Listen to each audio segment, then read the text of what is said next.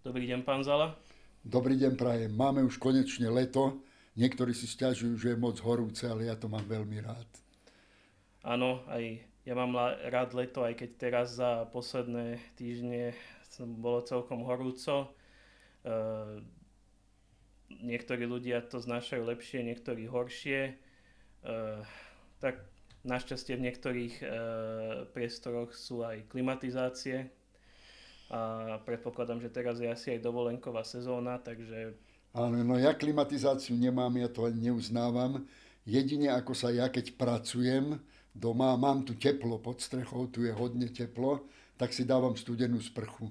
Tak si dám zo 4 krát alebo 5 krát studenú sprchu a to ma dokonca ešte aj prebere, ešte som aj intelektuálne čerstvý.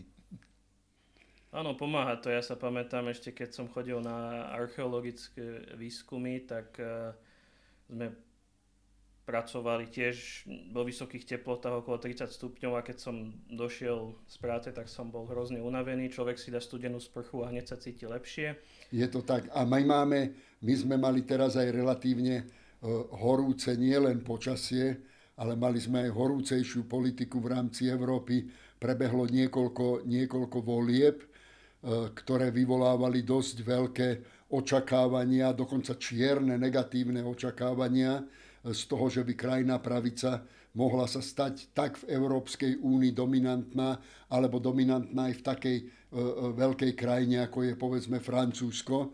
Čiže aj tu sme mali relatívne horúcu politické leto. Áno, niektoré výsledky boli vyslovene nečakané, hlavne teda v tom Francúzsku, kde široká ľavicová koalícia sa dostala na prvé miesto v parlamentných voľbách. V Európskom parlamente to tiež bolo vykreslované tak, že to nemusí dopadnúť dobre, ale nakoniec tam je pohodlná koalícia, kde bude zase vo vedení Ursula von der Leyenová a vlastne ostatní, ktorí tam boli vo vedúcich funkciách, myslím, že Roberta Metsola, tá už tam bola, Kaja Kallas, tá je asi nová, čo sa týka zahraničnej politiky EÚ a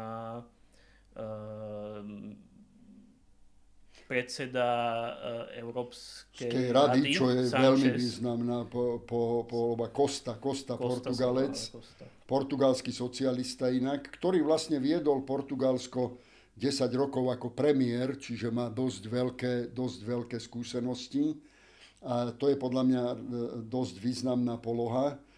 Ja, tá van der Leyenová, to je taká relatívne humorná vec. Ona nie je veľmi inovatívna, ani nie je veľkým výmyselníkom, ale pravdou je, že je schopná práve v tejto novej koalícii, ktorá vznikla, je schopná urobiť určité dohody a ja ako sociálny demokrat sa na to pozerám relatívne pozitívne, pretože bola schopná absorbovať aj podmienky, ktoré kládla frakcia socialistov na legislatívnu činnosť Európskej komisie a rovnako aj mnohé zelené témy, lebo sa predpokladalo, že ona napríklad v tom Green Deale výraznejšie ustúpi, aby si získala podporu Meloniovej a neustúpila, ale to neústupnosť není v tom, že trvá na tom, že ten Green Deal musí ísť tak, ako bol urobený doteraz, ale je v tom, že našla kompromis,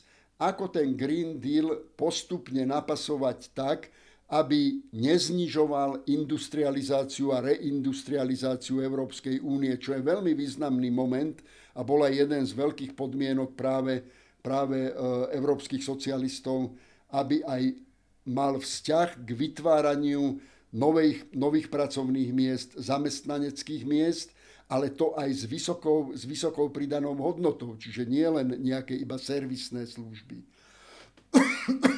Takže chcete povedať, že vlastne von der Leyenová má dobré vyjednávacie schopnosti a vie nájsť dobrý kompromis. Áno, za tých 5 rokov sa ostrielala a to som chcel práve tým ale zdôrazniť, že veľmi často sa v novinách aj v médiách objavujú tvrdenia o tom, že sociálna demokracia je v permanentnej kríze, že klesá a že radikálna pravica, respektíve extrémna pravica, krajná pravica naberá oveľa výraznejšie tempo v Európe a sociálni demokrati prehrávajú. Ja som tým len chcel poukázať, že nie je to pravda, že aj v tejto vládnej koalícii, ktorá sa vytvorila v rámci Európskej únie, si zachovali veľmi silnú pozíciu a vedia presadzovať aj mnohé koncepty zo sociálneho programu, alebo teraz tzv. Sociálnej charty, ktorá je jadrom sociálno-demokratickej činnosti v Európskom parlamente. A to je veľmi dobrá správa pre Európu aj v tom zmysle, že práve že sa nepresadia ani radikálne liberálne koncepty alebo neoliberálne koncepty, v ktorých by sa pri ekonomickej vytváraní konkurencie schopnosti, vytváranie európskej konkurencie schopnosti nedbalo aj na problematiku zamestnaneckú, pracovných štandardov, ale aj toho, čo voláme pracujúca chudoba. To znamená, že vytváranie priestoru na to, aby sa prekonávali v rámci týchto procesov reindustrializácie a procesov zelenej ekonomiky, to, aby určité vrstvy neboli odkázané tak, že sa dostanú na okraj alebo sa im začne znižovať životná úroveň. To je veľmi, veľmi výrazný moment. Pardon. Áno, myslím, že aj podľa výsledkov to vyzeralo tak, že sociálni demokrati zostali zhruba na tej úrovni, na akej boli v minulom funkčnom období. Áno. Myslím, že tam žiadny pokles nenastal, iba v prípade zelených. Tam nastal nejaký pokles, áno, oni celkom stratili, ale to je asi zrejme z dôvodu toho, ako pôsobia v koalíciách, alebo ako ich vlastne ľudia vnímajú v krajinách ako Nemecko, kde celkovo tá koalícia stratila na podpore a zrejme to má za následok aj zníženie počtu poslancov v Európskom parlamente v tejto frakcii. Áno, ale chcel som tým iba to povedať, nechcel som ísť do všetkých detailov, že vôbec žiadna kríza sociálnej demokracie tu nenastala a už vôbec nie ľavice. No a keď ste spomenuli teda to Francúzsko, tam to vidíme veľmi, veľmi, veľmi pekne. A zase zaujali ma v novinách, keď vyhlásil Macron predčasné voľby, tak všetky komentáre boli katastrofického charakteru. Ten scenár bol čierny, akú Macron urobil strategickú chybu, pretože otvoril tým priestor krajnej pravici Le Penovej. A evidentné bolo z toho rozhodnutia, a ukázalo sa to potom v druhom kole úplne jednoznačne, že tam už museli byť preddohody o tom, že v druhom kole urobia tento, povedal by som, solidárny deal, solidárnu dohodu s novým národným frontom, s ľudovým frontom, o tom, že tí kandidáti, ktorí nemajú šancu z jednej alebo druhej strany odstúpia, aby vyhrali tí kandidáti, ktorí majú šancu poraziť kandidáta krajnej pravice. Toto je praktika, ktorá vo Francúzsku sa použila už v 30. rokoch proti nastupujúcim fašistickým politickým stranám, ktoré boli samozrejme aj vo Francúzsku, a vynieslo im to vtedy tiež úspech, vyhrali, však vtedy zostavili vládu Leona Bluma, ktorá síce vydržala len 2 roky. A teraz sa to podarilo ale takisto. A tiež zase, ale paradoxom je to, že teda keď sa nepotvrdilo, že vyhrá krajná pravica, tak naraz boli v médiách strašiaky okamžite o tom, že ale vyhrala ľavica a to bude ešte horšie. Čo je úplná katastrofa. Aj v slovenských médiách sa to objavilo veľmi, veľmi často. Pritom tá francúzska ľavica poprvé je súbor mnohých ľavicových politických strán, rôzne orientovaných. A keď si pozriete program tej francúzskej ľavice, tak zistíte, že ich najradikálnejšou predstavou je dôchodková reforma. Zmeniť dôchodkovú reformu, pretože sa im nepáči to, ako ju skoncipoval Macron. Myslíte znížiť dôchodkový vek? Ako v Aj, praxi? aj dôchodkový vek je jeden z dôležitých ako teda momentov, ale nie je to len ten moment, čiže v podstate reforma dôchodkového systému, čo môžu byť, to je zložitý systém, ktorý môže mať desiatky rôznych alternatív, práv a podobne. Potom sú tam samozrejme posilnenie niektorých zamestnaneckých práv, lebo Macron počas tej svojej vlády, tak by som to povedal, zvolnil pracovný trh, takže vlastne dominanciu na tom pracovnom trhu viacej získali podnikateľské subjekty a menej pracujúci a zamestnanci. Vytváranie istého systému pracovných zmluv, ktoré by boli nielen výhodné pre zamestnávateľa, ale aj pre toho zamestnanca a tak ďalej. Čiže keď toto celé zoberiete, tak zistíte, že absolútne nič extrémne v tej francúzskej lavici nie je. Opačne sú to typické sociálno-reformné programy. No a keď sa povie, že komunistická strana je súčasť toho bloku, ale komunistická strana dneska vo Francúzsku predstavuje niečo, čo by som nazval intelektuálnu subkultúru. To je skôr taký, akože by som povedal, malý intelektuálny blok, ktorý nemá nejaký výrazný vplyv a napokon nemal ani žiaden osobitný program, ktorý by menil to, čo Francúzi nazývajú republikanizmom. Čiže, keď to poviem celkom jednoducho, niet v programe tohto ľavicového zoskupenia, ktoré vyhralo, nič, čo by menilo francúzsky politický režim, ale je to skôr boj za určité sociálne reformy a práva, ktoré sú s tým spojené. A ono to v porovnaní s minulosťou bolo ako oni vlastne komunisti vo Francúzsku alebo celkovo radikálna ľavica nemala nikdy nejak tendencie meniť ten republikanizmus francúzsky. Opačne, skôr ho mala, áno, presne ako hovoríte, skôr ho mala tendenciu obraňovať proti, povedzme, radikálne sa formujúcej, alebo skôr extrémne formujúcej sa pravici, ktorá vždycky vo Francúzsku bola živá.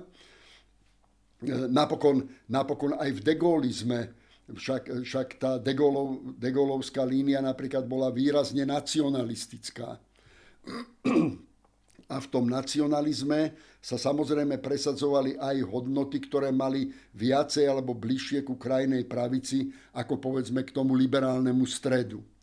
No a tomuto vedeli urobiť prietrž. No a keď si pozriete, však tá francúzska lavica v tom 81. roku, keď vyhral François Mitterrand ako predseda socialistickej strany, tak vlastne to bola taká radikálna zmena, v ktorej aj komunisti, ktorých on pribral do vlády v tom čase, s relatívne z nášho pohľadu radikálnym programom, pretože mali v programe znárodnenie bank napríklad v tom čase. A on aj vybral niekoľko bank, ktoré sa aj znárodnili, ale ani komunisti nemali v tom čase už koncept zmeny režimu. To bol ten prechod, ktorý nastal vo väčšine európskych komunistických strán po obsadení Československa v 68. roku, keď oni na protest proti tejto invázii Sovietskeho zväzu a vojsk Varšavskej zmluvy vlastne spustili proces tzv. Eurokomunizmu. A ten proces eurokomunizmu ich odtiahol vlastne od tej brežnevovsko-stalinského konceptu socializmu, tým, že vlastne sa orientovali na vytváranie práve európskych pravidiel fungovania. No a ten Mitterrand bol v tomto veľmi zaujímavá postava, pretože on na to, aby vyhral, dokonca prebral časť toho eurokomunistického programu a keď sa stal prezidentom, potom ukazoval, že sa to nedá realizovať a nebolo by to v prospech Francúzska, čo uznali napokon aj sami komunisti. A tým sa vlastne socialistická strana vo Francúzsku, ktorú viedol Mitterrand, stala dominantnou a dosť dlho aj vládla. Napokon až po Françoisa Hollanda, ktorý ale potom prehral už to druhé svoje kolo volieb A teraz znovu bol a kandidoval, aj sa dostal za socialistov, sa tam dostal. No a potom vznikla veľká ešte taký akože strach, že keď sa dostane Mélenchon ku vláde vo Francúzsku, tak bude mať akési proruské postoje.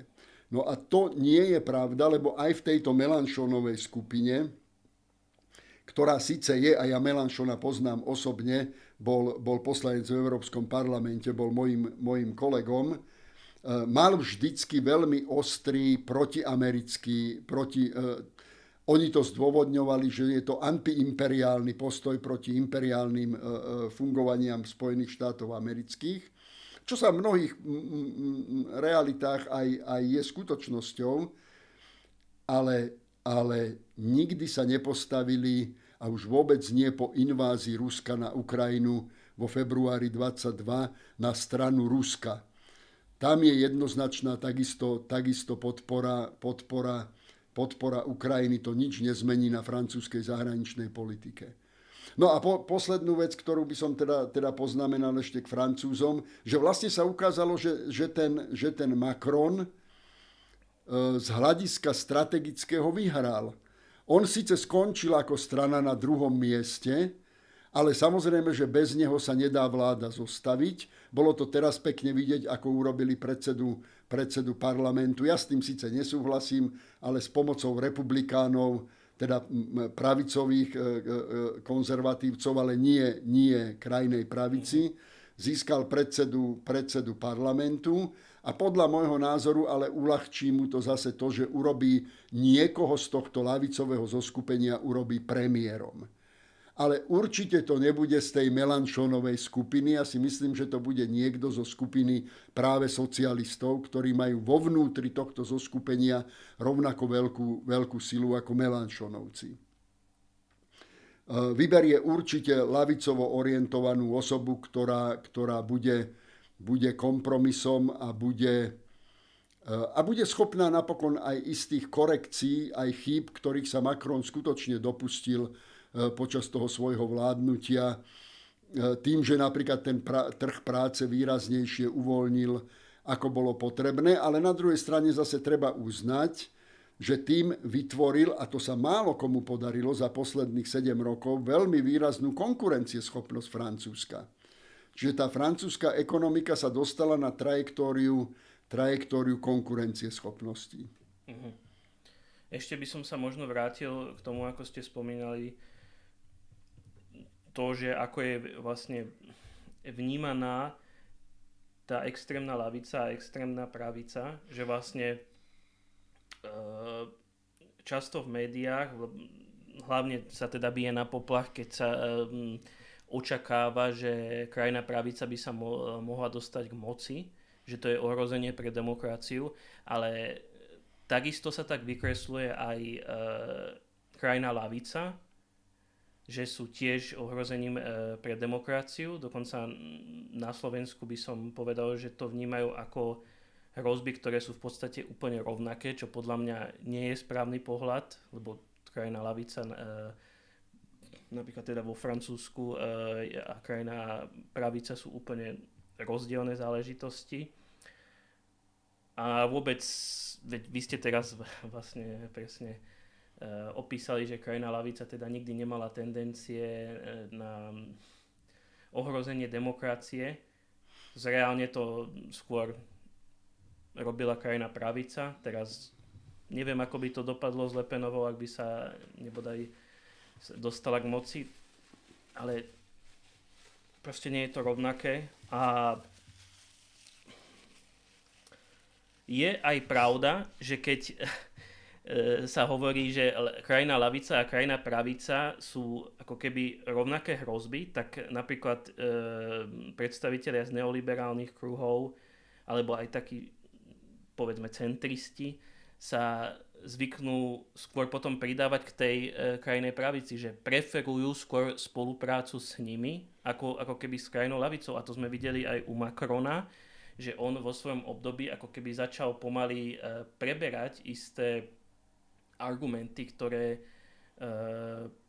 používali predstavitelia z Front National, ako tiež začal do istej miery strašiť progresivizmom a hovoril aj o nelegálnej migrácii a také tie typické argumenty, ktoré oni používajú. Treba sa vecne na to pozrieť. Pozrite, u Macrona, keď sme teda špeciálne u Macrona, tam samozrejme, že nemožno ani a ja mám veľmi ďaleko od toho, aby som mal nejaký radikálny protimigrantský postoj, ale samozrejme je, že musím sa usilovať o to, aby som migráciu dostal do dvoch základných polôch. Prvé je, aby mala legálny charakter.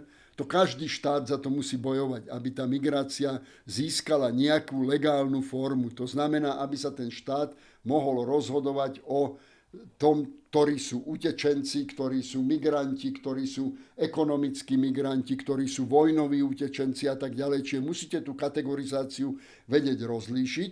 A potom štát je povinný aj urobiť mechanizmy, ako vlastne týmto rôznym typom migrantom vytvoriť legálne možnosti, ako sa získať, povedzme, ja neviem, azyl, alebo ja neviem, prechodný pobyt, alebo ako získať prácu, ale musí mať aj právo isté štruktúry migrantov, ktoré nezapadajú do tých kategórií, odmietnúť. A to je vždycky zložitý problém. To je komplikovaný problém, pretože samozrejme pri tej migrácii je to ťažko rozhodovať, kto je ten, kto. Ale to je otázka povinnosti štátu. To je jedna stránka veci. Nikdy ani ľavicové, ani sociálno-demokratické strany, ktoré boli a viedli vládu, nemali koncept, že otvorím teraz dvere a môže prísť hocikto. Dokonca väčšinou paradoxné je, že práve sociálno-demokratické vlády mali koncept migrácie, ktorá je uplatniteľná na trhu práce. Čiže vytvárať štruktúry toho, aby tí migranti, ktorí prichádzajú, zaplňali aj v ekonomike tie potreby, ktoré trh práce potrebuje. Samozrejme, od toho treba odlíšiť utečencov, kde v prípade utečencov ide o solidaritu s ľuďmi, ktorí utekajú pred nejakou represiou, pred vojnou alebo pred násilím vo vlastnej krajine. Tam je to humanitárny rozmer. Ale pri inej migrácii, samozrejme každý štát, ak robíte vládnu politiku, tak musíte mať predstavu, že áno, musím to nejakým spôsobom regulovať tak, aby to bolo prospešné aj pre chod tej samotnej krajiny. Čo napokon je potom vždy aj prospešné pre samotného migranta, pretože pre ňoho má najväčší význam to, ak dosiahne prácu. Dosiahnuť práce je najdôležitejší moment. Čiže túto treba rozlíšiť od krajnej pravici, kde krajná pravica to stavia do úplne inej polohy. No, áno, ja som myslel, že ide o narratív. Nie to, že to nie je problém, tá nelegálna migrácia, ale že on do istej miery preberá narratív tej krajnej pravice, ktorý vykresluje tento problém spôsobom, ktorý je pre nich typický a ľavica to zase inak trochu interpretuje. To je asi tak, ako som to popísal. No a ešte som teda chcel vlastne k tomu, teraz som zabudol, k tým Francúzom. No teraz mi ušla tá myšlienka. Nevadí, ale vrátim sa k inému, že všimnime si zároveň, lebo sme ostali pri Francúzsku, ale stala sa významná radikálna zmena aj v Anglicku, teda vo Veľkej Británii, kde vo Veľkej Británii vyhrali laboristi, čo je sociálno-demokratická strana, veľmi tradičná, aj keď zase treba povedať so širokým spektrom. To je inak úplne tradičné, povedzme, v britskej laboristickej strane, kde to spektrum je skutočne od fabiánskych socialistov cez relatívne radikálnu marxistickú ľavicu, ktorá je tam prítomná. Videli sme dokonca, že pred súčasným predsedom strany Steinmerom viedol stranu Jeremy Corbyn, ktorý sa aj hlásil k tomuto klasickému, povedal by som, marxizmu druhej internacionály. až po, ja neviem, veľmi silný sociálno-demokratický prúd, ktorý je dominantný, až po ľavých liberálov, ktorí takisto sú v tomto veľkom zoskupení. Navyše stále sú tam kolektívnym členom odbory. A britské odbory sú členom lejboristickej strany, čiže to je taká veľmi zaujímavá špecifika. Poznám jediný prípad ešte, kde je to takto, je Južná Afrika, ktorí majú práve tento britský model, že členom tej ANC, Afrického národného kongresu, ktorý je tam dominantný, sú aj odborové hnutia, odborové zložky. To je pozoruhodná vec a takisto je to treba vidieť, keď si pozrete ten Steinmerov program, ktorý v televízii prednášal, to mám z toho vždycky veľkú radosť, ja si robím z toho srandu, ako tento ľavicový program prednášal britský monarch, ako svoj program, ako program jeho vlády, tak sa mi to veľmi páčilo.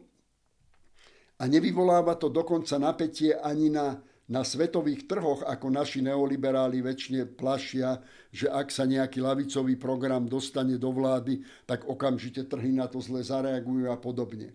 A to navyše v tom Steinmerovom programe sú aj opatrenia, ktoré by sme my z nášho stredoeurópskeho pohľadu pokladali za radikálne, nie extremistické. To nie, absolútne nie.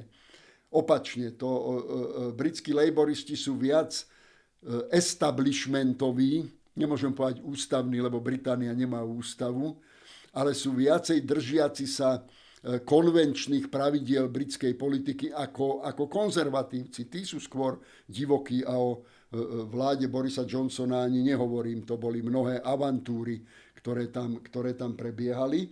Takže keď sa vrátim k tomu Steinmerovi, tak napríklad spomeniem dve také veci. Jedno je znovu zoštátnenie železníc, čo majú v programe ako jednoznačne vzhľadom teda k tomu, že sa ukázali železnice, keď sa sprivatizovali, že sú v oveľa horšom stave ako v čase, keď boli predtým, ako ich Thatcherová privatizovala ešte v štátnych rukách.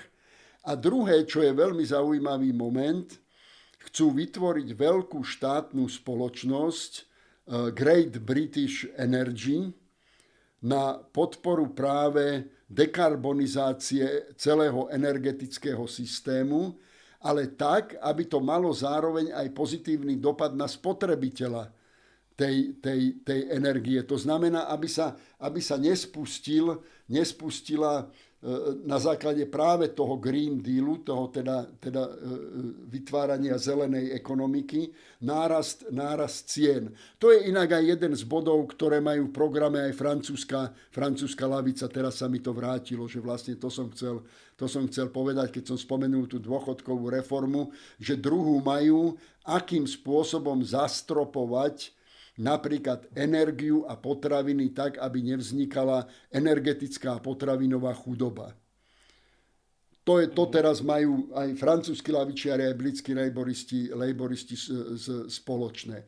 Čiže ide o to, že tá vynaliezavosť tej vlády, ako riešiť veci typicky povedzme ľavicovým spôsobom. A inak paradoxne ten ľavicový spôsob vôbec nemusí byť zo zoštátnení.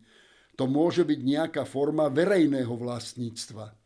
To nemusí byť vlastníkom čiste štát. To môžu byť vlastníci, môžu byť komunálne, môže byť akcionárom štát, môže byť akcionárom príslušný región, podľa toho, ako majú tú samosprávu vytvorenú, až po rôzne typy organizácií, čo je napríklad veľmi typické, teraz preskočím zase, povedzme, že ako vládla ľavica, vlastne dominantné, možno skoro storočie v severských krajinách, predovšetkým povedzme v tom Švédsku, kde je to pre nás takým ako príkladom. No, švédski sociálni demokrati mali koncept, ako zladiť ľavicovú politiku v prospech zamestnanca a pracujúceho s konkurencieschopnosťou ekonomiky. To bol ich základný problém a vedeli to dokonca robiť aj tak, že to vôbec sa nemuselo viazať tým neoliberálnym modelom zosúkromňovania, čiže privatizácie, ale opačne. Napríklad odbory mali veľké množstvo a podľa mňa stále majú fondov, investičných fondov, kde sa na úrovni zamestnancov, odborov rozhodovalo o tom, kde a akým spôsobom sa investície budú lokalizovať. Čiže tá alokácia zdrojov nemusí byť v štátnych rukách v centralizovanej podobe, ako sme to my zažili za starého režimu. Tých modelov je veľké množstvo, ale myslím si, že toto by sme skutočne mohli uzavrieť na tom, že neexistuje, a to teraz poviem za celú Európu, ani jedna ľavicová strana, ktorá by mala vo svojom programe zmenu demokratického režimu. Ak si spomeniete, povedzme, na Tsiprasových gréckych radikálnejších lavičiarov v strane Syriza. Alebo si zoberiete Podemos španielsky, alebo si zoberiete portugalských lavičiarov, tých radikálnejších, teraz nie socialistov, ale je tam aj taká radikálnejšia skupina, len teraz sa rozpadli a premenovali sa do nejakej inej podoby. Boli so socialistami 10 rokov vo vláde. Ani jediný moment, ani jediný bod na zmenu režimu alebo povedzme ochrnutia právneho štátu nikdy nemali v programe ani nerealizovali, ako to robí okamžite krajná pravica, keď sa dostane k moci. A my sme to videli dokonca nielen pri krajnej pravici, ale aj pri takej konzervatívnej pravici, ako bola povedzme poľská Kačinského Piska alebo Orbánov Fides, ktorí ešte v tom čase neboli na úrovni krajnej pravici a už ochrnovali právny štát obmedzovaním rôznych typov slobôd od právneho systému až po médiá a samozrejme v pozadí robili veľké zmeny vlastníckych vzťahov medzi rôznymi klanmi alebo skupinami.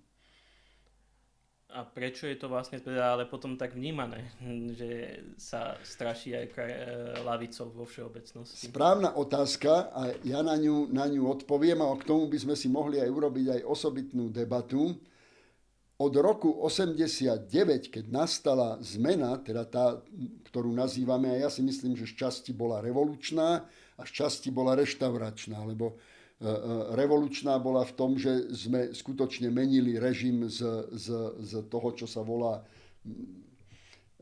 totalita, ale ja to nazvem vláda jednej strany, k demokratickému režimu a reštaurácia bola v tom, že sme vlastne reštaurovali klasický parlamentný systém, aký sme tu povedzme mali za prvej republiky.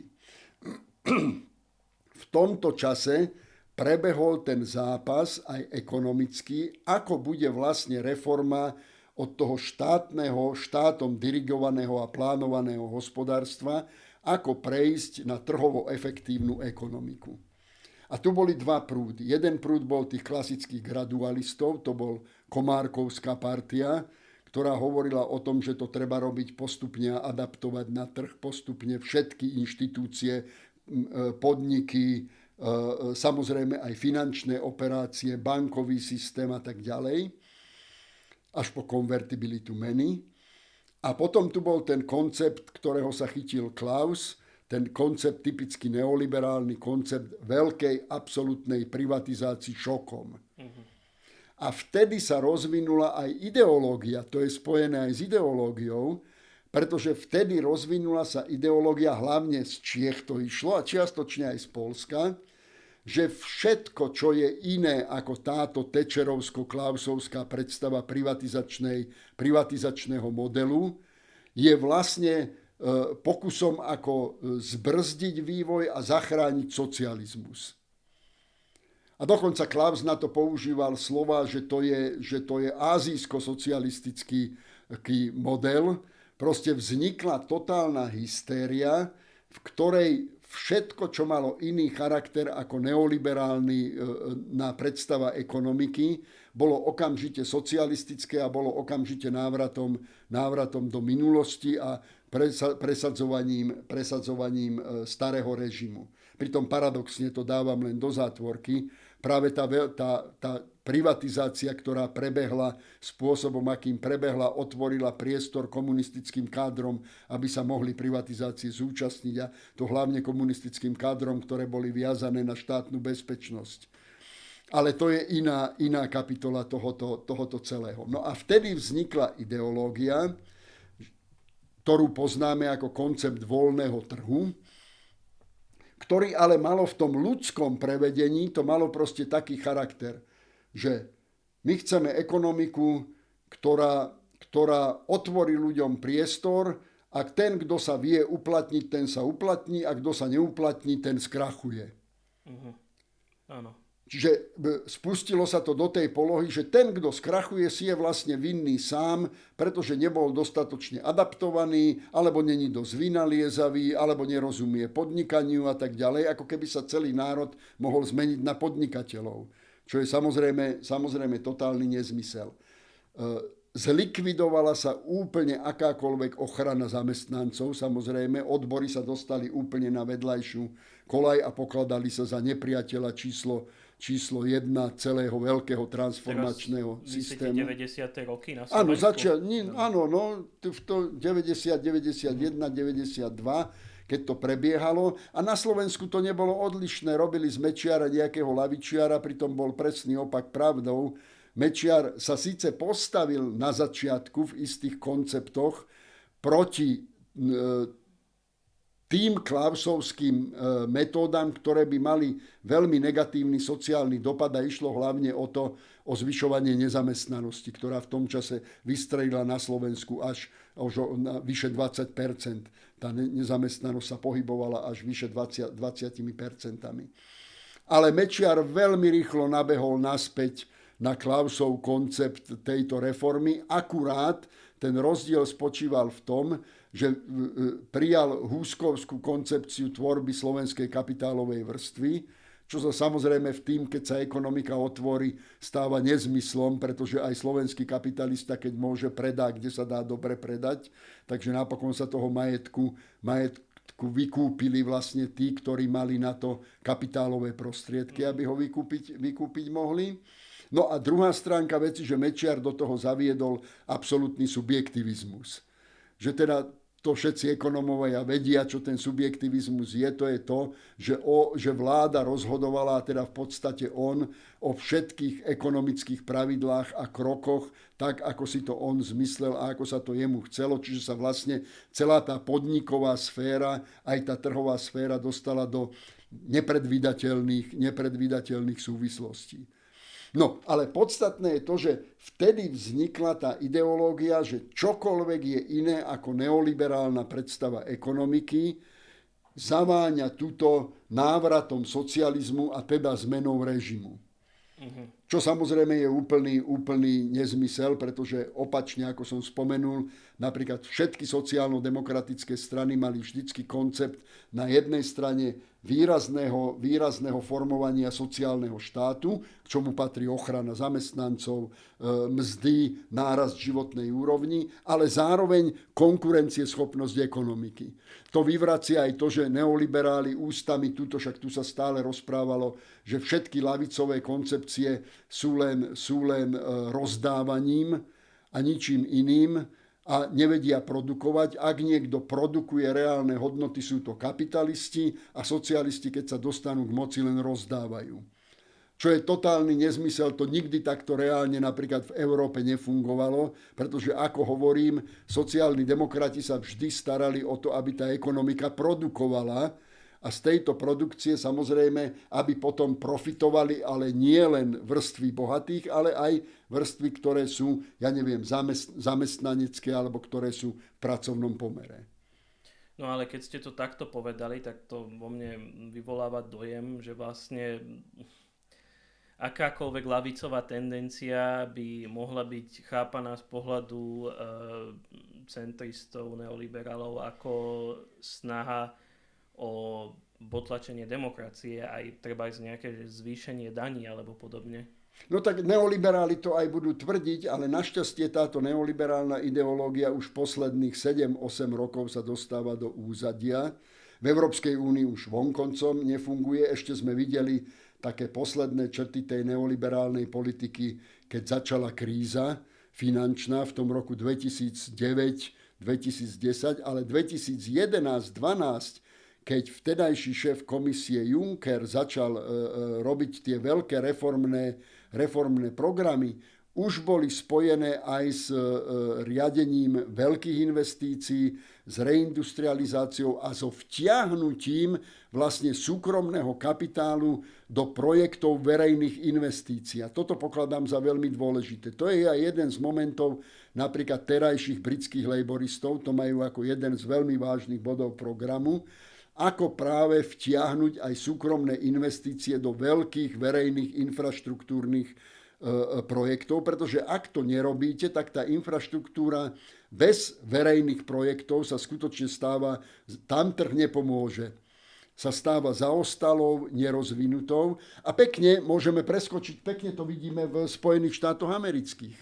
Však to, čo sa dneska volá Bidenomika, bol vlastne akoby taký posledný úder tej neoliberálnej koncepcii, ktorá ani v Amerike dneska nefunguje. To celé Bidenové obdobie, dneska sa o Bidenovi hovorí len o jeho veku a to, či je starý, ale podstata tej jeho veľkej, to není len ekonomická reforma, on zmenil celý koncept tej pôvodnej neoliberálnej ekonómie a však to sa prijímali obrovské investičné balíky, ktoré mali reindustrializovať a renovovať infraštruktúru Spojených štátov amerických. A to sa veľmi výrazne podarilo za veľmi krátke obdobie 4 rokov.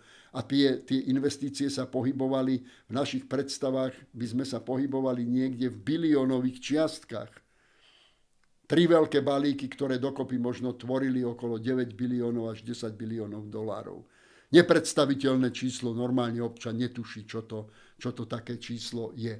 A dokonca aj v medzinárodných inštitúciách, ako je Svetová banka a Medzinárodný menový fond, ten koncept tej neoliberálnej ekonomiky, ktorá bola založená na tých tzv. Austerity measures, čiže na uťahovaní opaskov, tento koncept skončil, ani v Európskej únii nefunguje. Keď si spomeniete, aké veľké projekty sa urobili pre zelenú ekonomiku, alebo povedzme ten plán obnovy po covide, ktorý sa pohyboval v polohe okolo 800 miliárd eur.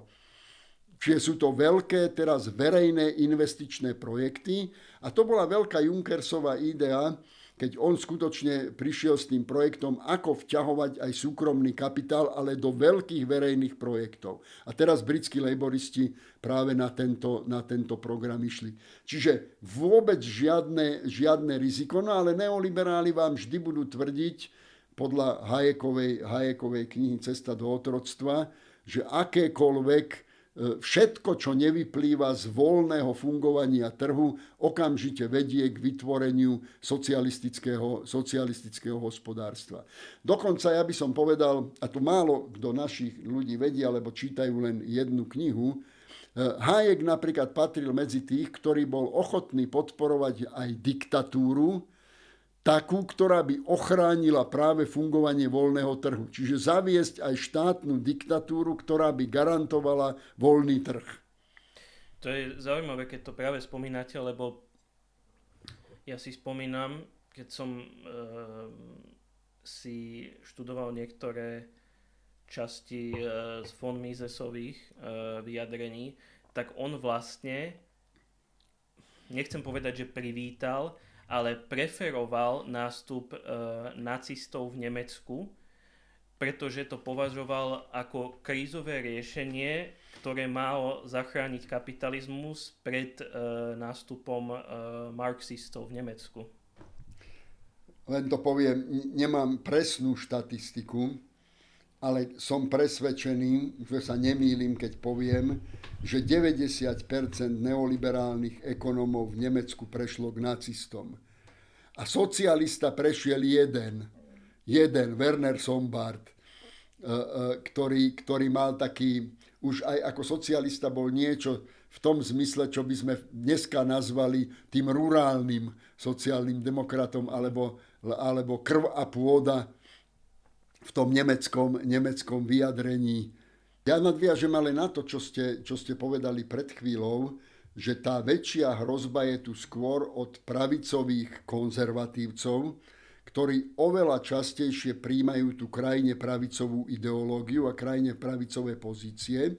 To sa ukázalo aj v súčasnosti, keď si pozriete tých konzervatívcov v Európe, a to môžete od druhej svetovej vojny, od 45., keď sa pozriete, veľmi často koketovali s krajinou pravicou a vedeli s nimi uzatvárať aj dohody, aj koalície.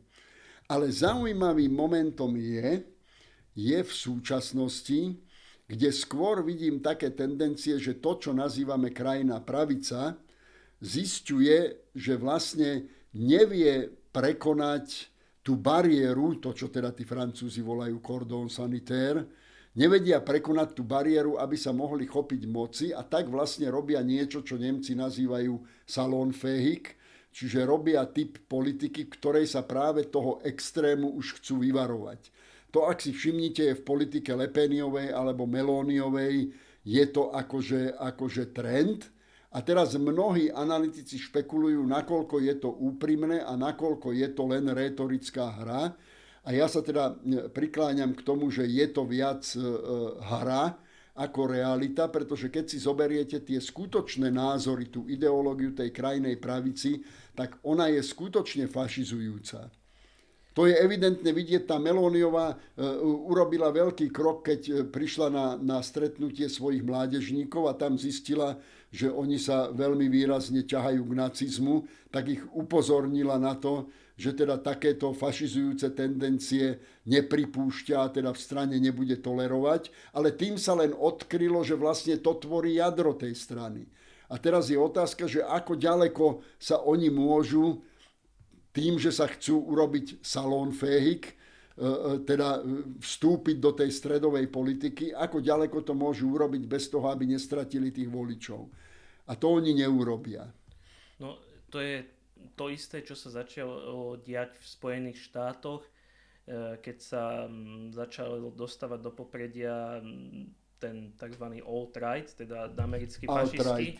To bol nový prúd fašizmu, kedy sa začali vlastne obliekať do oblekov, vystupovali akože kultivovane, slušne, len samozrejme stále vám povedali, že sú to akože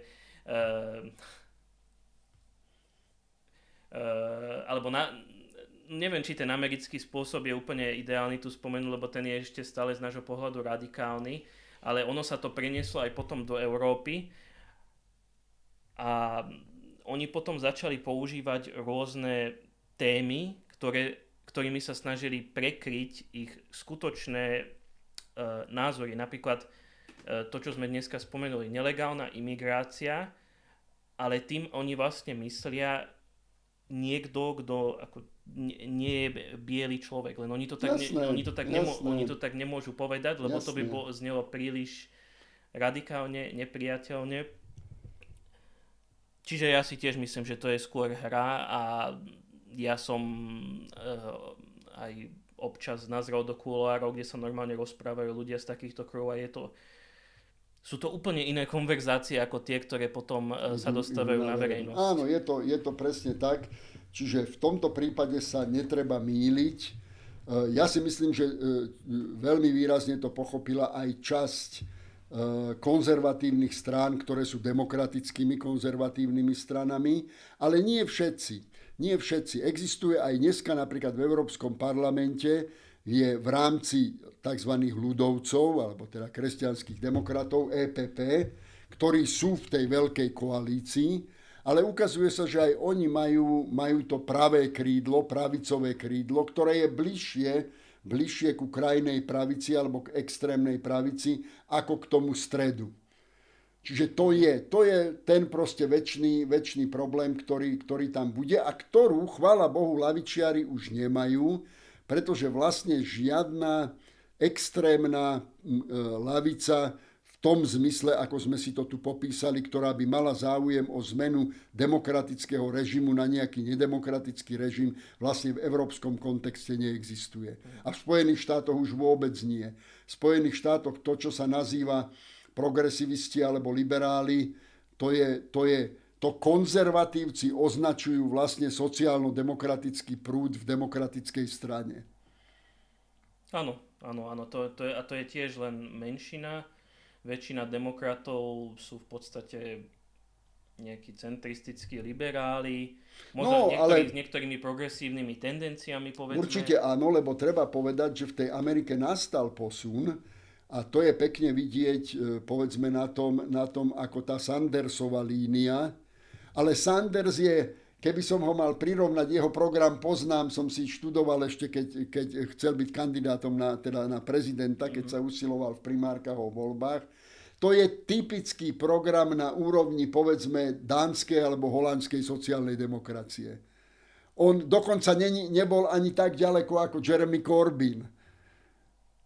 To je proste typický severský sociálno-demokratický program. To bola, no ale v Amerike to považujú, samozrejme pod tou konzervatívnou koncepciou, to považujú samozrejme už za zavádzanie socializmu. No je to samozrejme z tohoto pohľadu, ak je toto socializmus, tak som socialista, ale z hľadiska toho, čo my máme v Európe na mysli, je to nezmysel. Ale to sa posunulo aj v tej Bidenovej politike, to je krásne vidieť, že toto progresívne krídlo demokratickej strany sa stalo v podstate dominantným.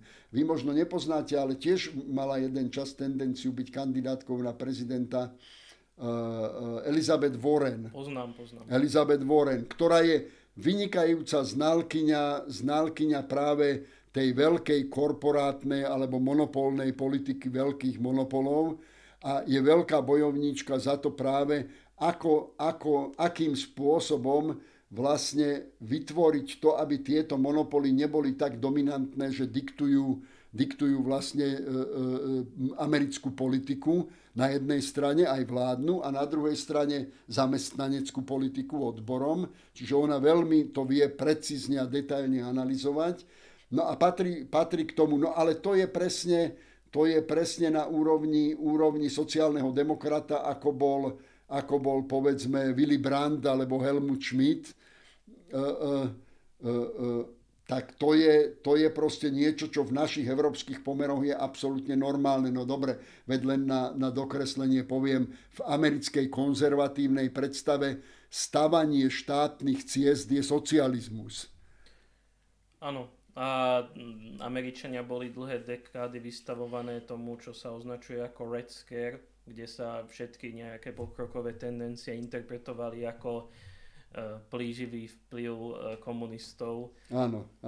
Takže je to ťažké, ale predovšetkým u mladej generácie si všímam, že sa z toho postupne dostávajú, že budúce voľby budú vyzerať úplne zrejme inak, ako to je dneska. Vidím to na báze celej Európy a je to aj výsledok rozumnej politiky týchto ľavicových strán, kde jednoznačne sa ukazuje, a to by som zdôraznil a možno tým môžeme aj skončiť, že vlastne sú takým predvojom pokroku.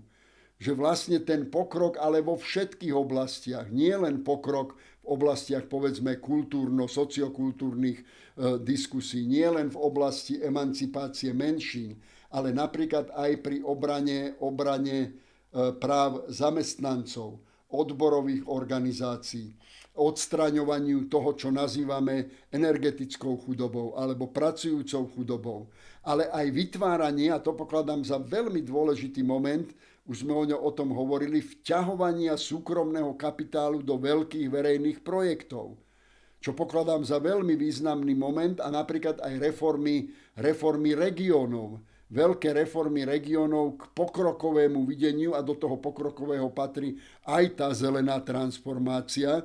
Môžu sa brániť naši poľnohospodári koľko chcú. Podstatné je, aby im štát pomohol sa adaptovať na to a nie zastaviť tú zelenú politiku. Tá je nezastaviteľná.